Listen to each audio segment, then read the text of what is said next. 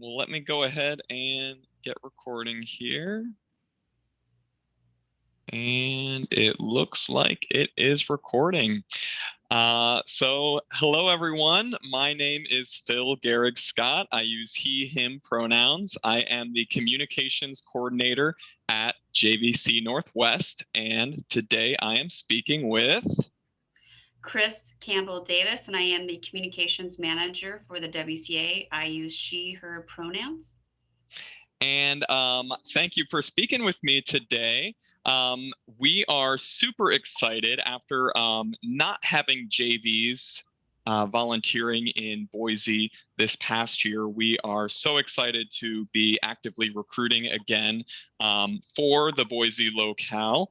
And one of those partner agencies that we'll be recruiting for is the WCA, the Women's and Children's Alliance in Boise, Idaho.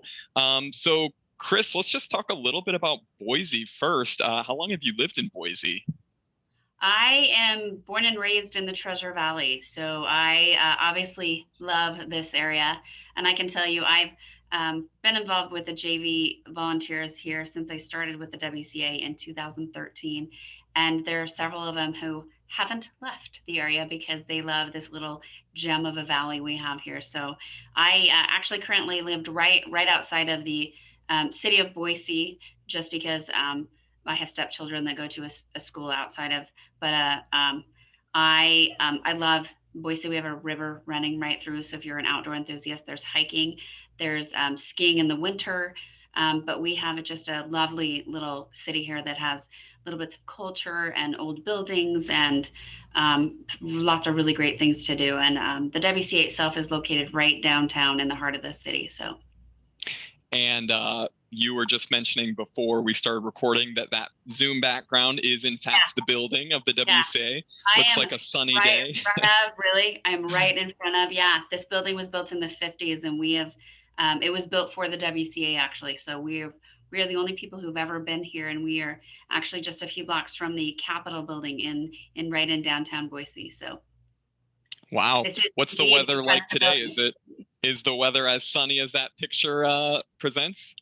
Not quite, but the sun is out. It's a little bit cold, but the sun is out. We get 4 full seasons here in Idaho, so you get to experience that as well. So February in Idaho is very different. It can be. We haven't gotten much snow this year, and it's not muddy outside, so that's quite nice.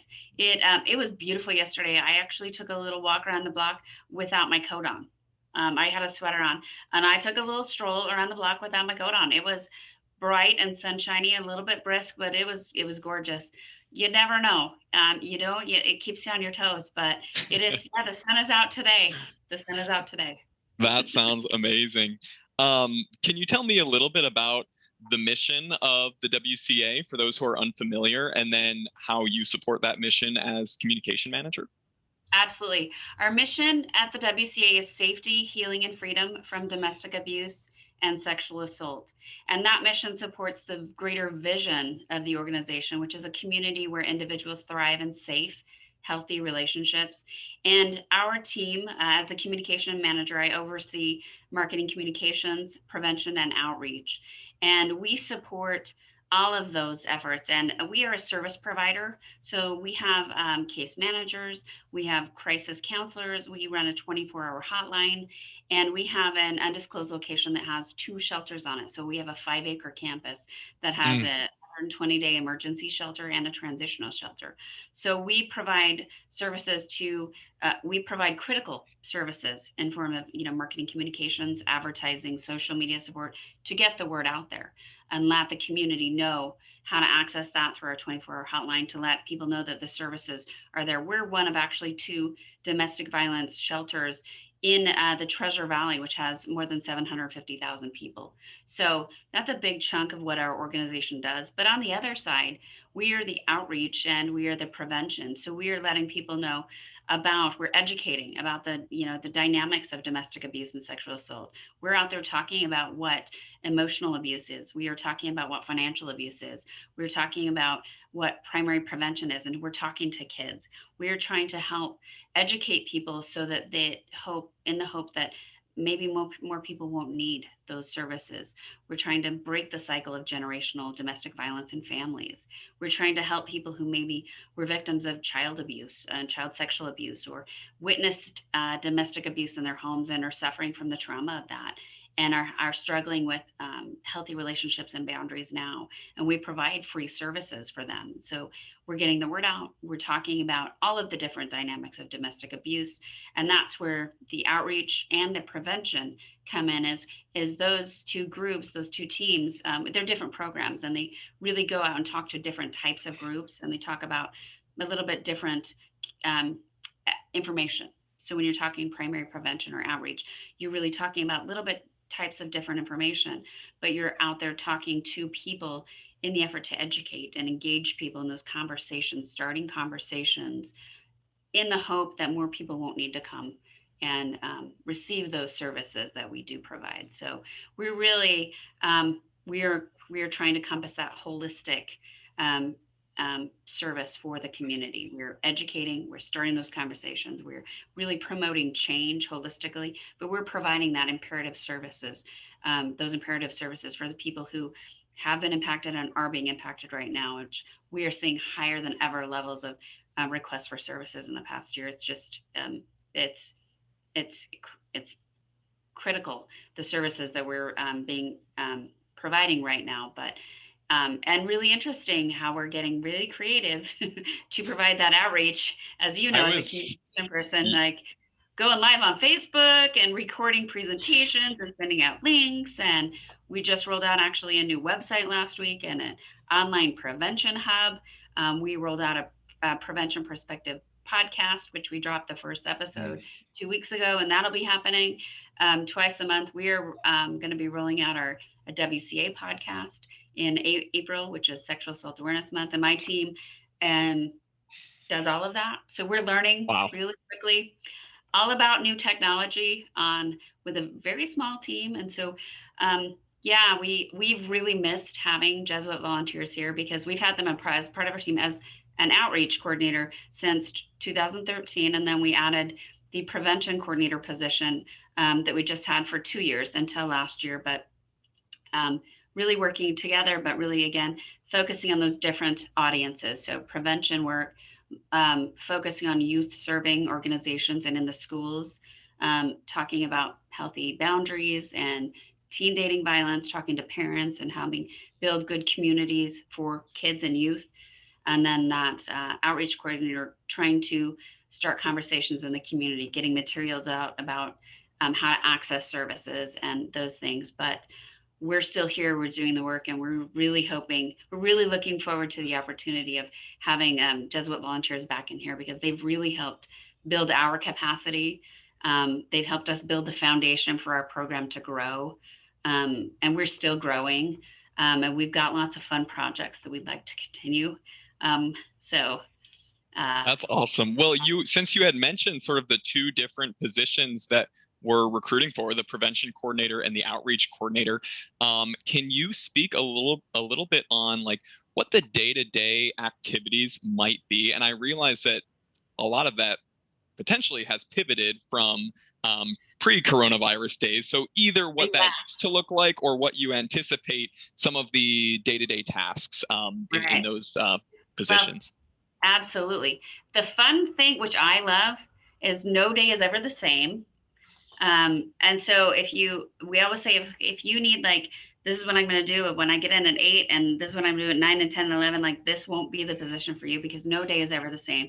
But that is the fun part of it, is a normal day might look like, for the prevention coordinator, for example, you've coordinated a presentation at this particular junior high. So you're going to confirm it. You're going to gather the things that needed to be done. And you're going to go in with the prevention specialist or the program manager, and you're going to help facilitate this particular activity. And it might be about emotional intelligence, or it might be about healthy boundaries. And you're going to do some kind of activity with 8th graders.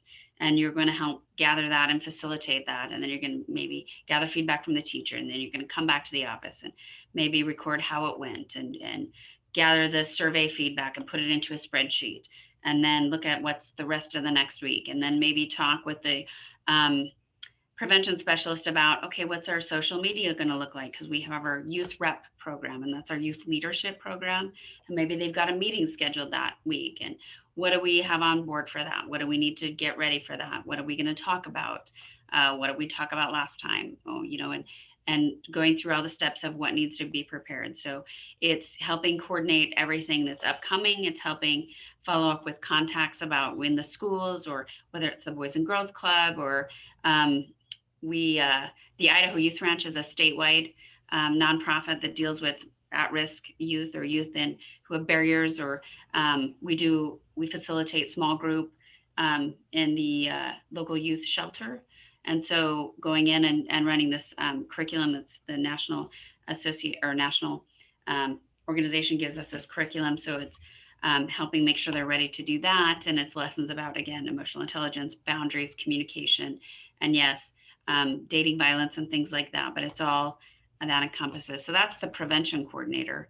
And that's a day in the life. And so it's a little bit of social media. It's a little bit of the youth leadership program. It's a little bit of outward facing presentations, awareness campaigns. So it's Teen Dating Violence Awareness Month, which is February. It's Sexual Assault Awareness Month, Child Abuse Prevention Month, which is April, and then October, which is Domestic Violence Awareness Month. Well, and if I could interject, I saw on Instagram, I watched the video on Respect Week as part of Teen Dating Violence Prevention, which I found an incredible resource for anyone, especially teens who are looking for ways to get involved, spread awareness. And I saw that you'll be hosting the next one this week. Is that correct? Yes, yes. And our youth reps actually put that together with the help of our prevention specialist. But the youth reps actually storyboarded that. They came up with the content. They came in and wrote the scripts for that. And so that would be something that the prevention coordinator could help with and assist with. And we really neat. Cool. Yeah, through Doodly. It's like an online program. And so working with the youth, it's part of that peer-to-peer engagement. So how do they want to talk to each other? So there are 5 videos actually that we just rolled out on, and they're on our YouTube right now, but it's part of that pushing it out through our social media. Yeah, our youth leaders did that, youth reps. And they're great. They're absolutely great. So it's being part of that program and helping facilitate that and engaging with those youth, and helping kind of gather and helping facilitate that conversation. What do they think? What are their ideas? And then helping craft that into the messages and into the product so that we can then put it out there for that youth engagement. Because we know we tried that and it didn't work. Us older people, we'll just say grown-ups, I don't need to tell you how old I am, but us grown-ups trying to push the information out to youth about prevention, and telling them, and that doesn't work. That's adults, that's teachers coming and saying, don't do this, it's bad, right? If this happens to you, it's bad, go tell a trusted adult. Well, we still try to do that, but it needs to be those kids, generating the content, talking to each other. And it's really a beautiful thing when that synergy comes together. So they're creating the concepts, they're creating the language, they're creating the product. They created those videos. It's awesome. So yeah, I love that. That's such a good way. Yeah, it's being part of that. And so that's the prevention coordinator. So it's going out into the schools. And right now we are still actually being asked to kind of start to come back in a very safe way. And some of that gets a little sticky in terms of what's going to be safe, what's the comfort level, how do we keep people safe? There's the whole conversation about vaccines. And so we have to, take that day by day when it comes. A lot of it's being done through Zoom, and we are being very, very cautious with our staff here. We've been pretty lucky. We are still half virtual. We don't only half of our staff is in the office at any given time. So most of what we're doing now is still virtual with the schools and with anyone. But so when you're thinking about like the next JBs to join the WCA, what sort of either skills or just passions would you hope that they would come with? Well, skills.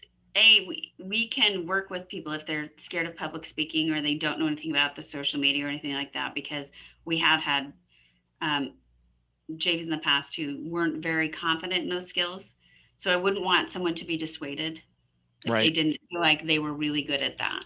So as long as they've got an open mind to learn and yes, and they want to work on that, because that's one of the things we ask is, what is it you want to work on? What do you want to get better at? Because I think that's one of the opportunities we can provide to the volunteers is, this is what we have. What do you want to get better at? What do you want to work on?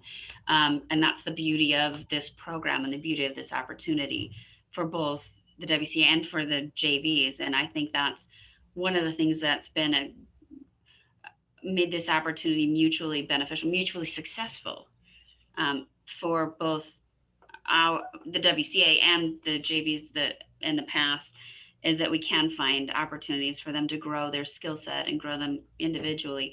But I think it's got to be passion. You have to be passionate about our mission, passionate about what we're doing, passionate about creating change, and understanding that our mission is what we are going to maintain committed to.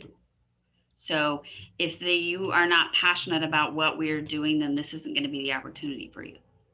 Right. I mean, everybody, and I appreciate these young people go through such a process to become a JV volunteer, and I have the utmost respect for them, and I'm so grateful for them.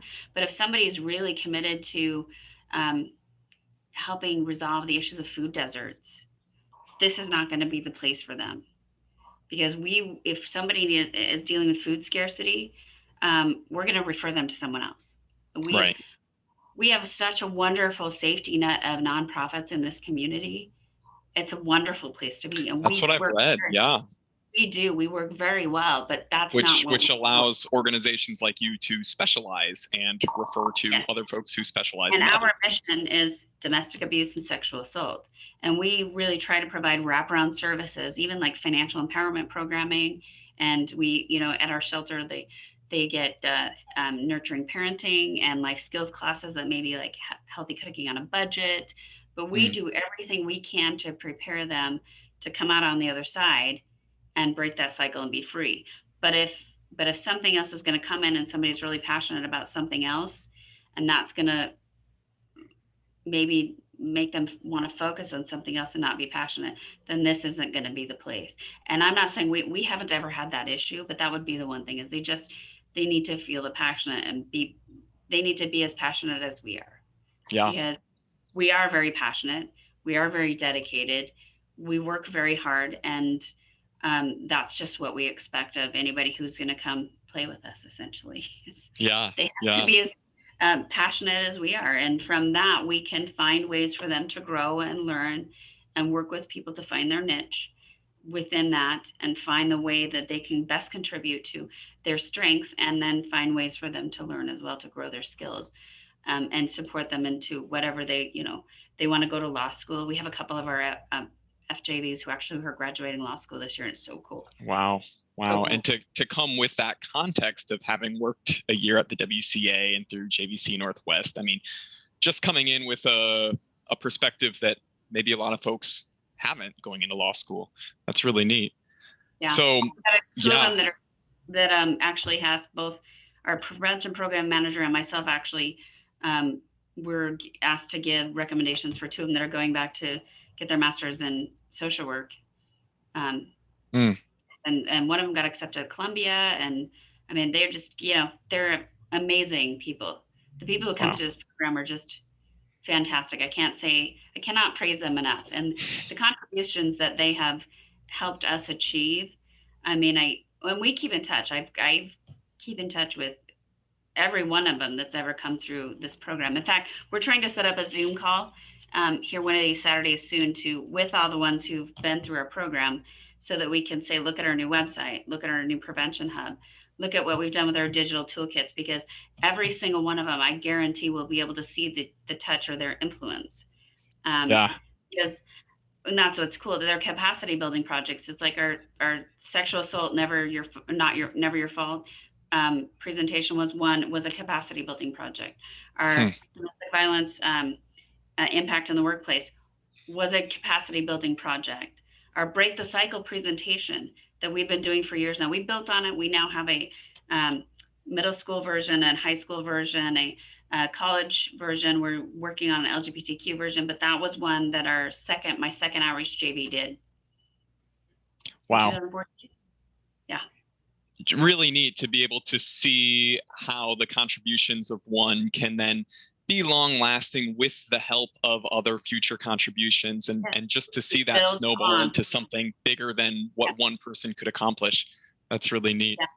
Our Instagram channel hit, yesterday mid-morning, I think it hit 5,014 followers on Instagram. And the second JV I had in 2014 started that Instagram channel in October, which is Domestic Violence Awareness Month. We started that, a JV actually. Wow. I said, go figure out that Instagram thing, Ken. You and I don't have time. Well, I am just so excited for whatever future JVs end up finding a home at WCA. I'm wondering about the people from home that are tuning in that aren't JVs, or maybe were in their earlier life, and how they might be able to support WCA's mission either directly through WCA Boise or the mission in their own communities.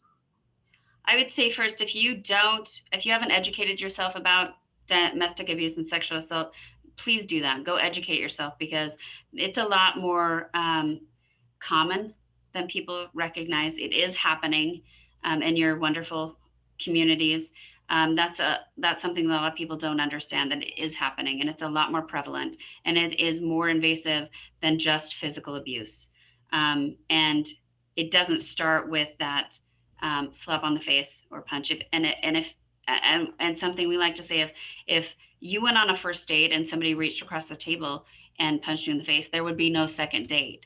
So Educate yourself. Go to some place like NNEDV or NCADV if you're looking for a national organization. Go to WCABoise.org, because we do have some amazing resources there that JVs helped put together. First JV, second JV, they can go out there and see. We have some great resources about domestic abuse, about sexual assault. We've got some great list of resources to help educate yourself. And second, if you're concerned about somebody, reach out to them. Believe them if they share with you, but just reach out. Keep reaching out, especially right now. If you haven't heard from someone, or if you haven't, their behavior has changed dramatically, just let them know you care about them. Keep reaching out. And if you're concerned about them, let them know that you're a resource. Let them know you'll give them a ride. Let them know that there's resources out there, because if somebody is dealing with something, they may not want to hear it. They may not be ready to leave, and it has to be their choice. So educate yourself. Go out there. If you're not around here, look for your local resource. Follow them on social media. Share their stuff, because education and starting conversations is the way that we can impact and make change in our community. That's huge. Well, Chris, thank you so much. You all are doing such important work in Boise. I'm so excited to see in what ways we can support that work. And I am now looking forward to that podcast that I've heard about, and can't wait to check that out when it comes out. Yeah, it's our youth reps. It's super exciting. They're really, really great, this first one's, but the next one is dropping next Tuesday. So the prevention perspective, check it out. Our What Compassion Accomplishes podcast from the WCA, the main one, will be dropping in April. So anticipate that one. I don't know what that's going to be about yet, but it's going to be super exciting. Well, you all are a very creative and passionate bunch, so I have full faith that it will be nothing short of amazing. Well, I hope that anybody watching this, I hope that we get some folks who want to come join our team, because we always have fun, and we are very passionate about what we do, and we are really excited about the possibility of JVC community coming back, because we've missed them. We've missed the JVs here. Super. Well, I'll let you get back to your busy day, but thank you so much for taking some time to talk with me, and I'll be looking forward to staying in touch in the future. Excellent. Thank you. Okay. All the best, Chris. Bye.